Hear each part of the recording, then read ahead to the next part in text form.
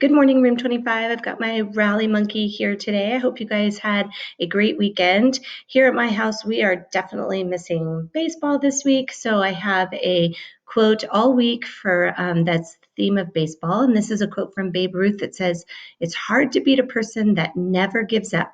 And now that we've heard that distant learning is going until May 4th, we need to make sure that we are not giving up and checking in every day to see what you need to do for the day and keep your learning going.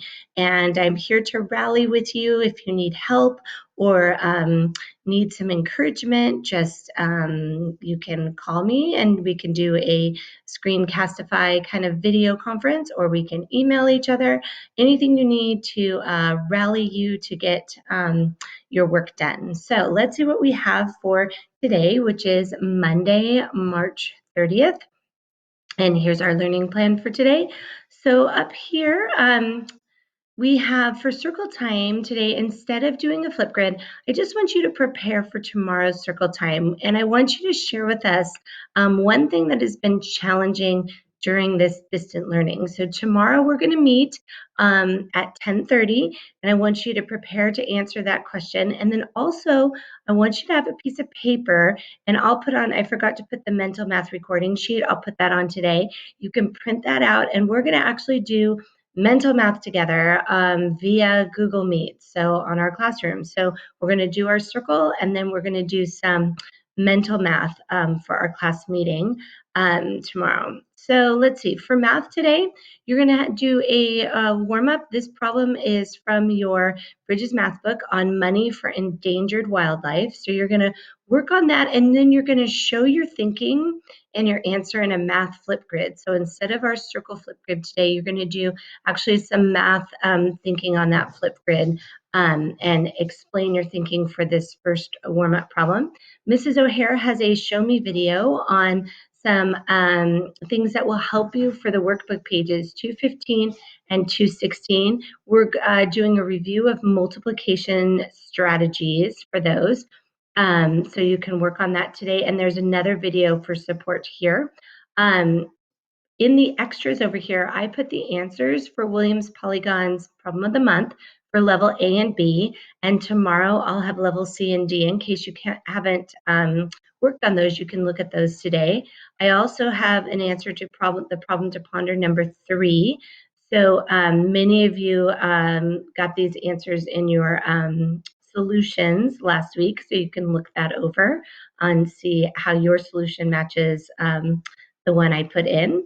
And then we have a new problem of the month. It's called the shape of things. And there's a picture of a playground today, which I'll show you here.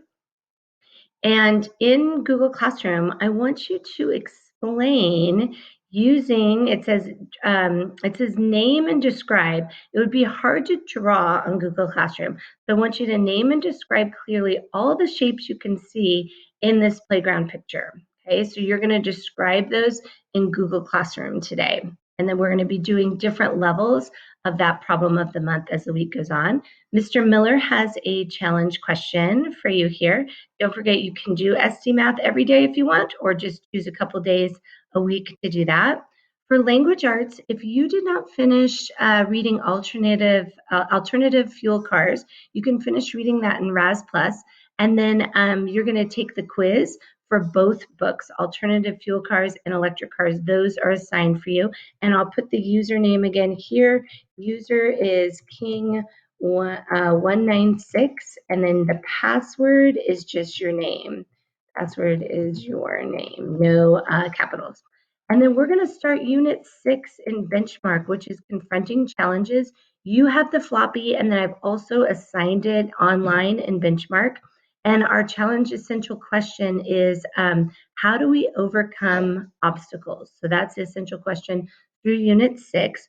So you're going to consider some things that you consider obstacles. Right now is a perfect time to think about this question. And you're going to share the way you overcome obstacles right here on this flip grid. So we'll hear about that.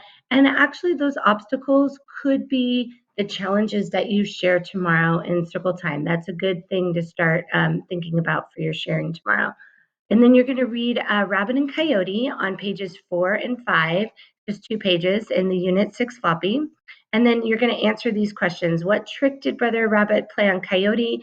And what are the 5 key elements that tell this story?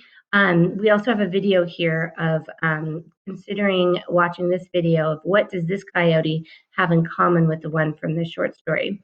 Tomorrow you'll be reading the next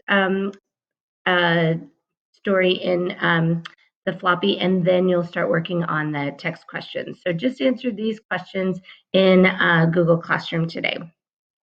And then writing, I want you to start thinking about ideas for your brochure about a zoo. We did some reading about that last week, and today I just want you to think about what kinds of things would you put in a brochure about a zoo? What would be the important things you would want people to know? So think about that. This is just the planning stage for writing. Before we went to distant learning, we talked about different stages in writing with that acronym for POWER.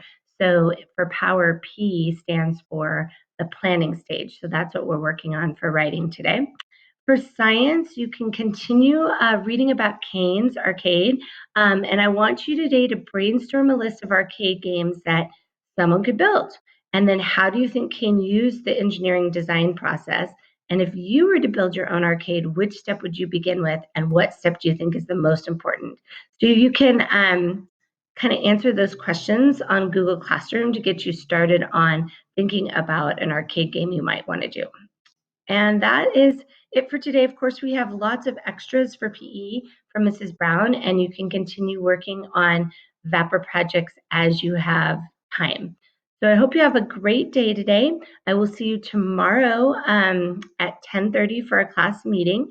And don't forget to be persistent and keep rallying on. Have a great day.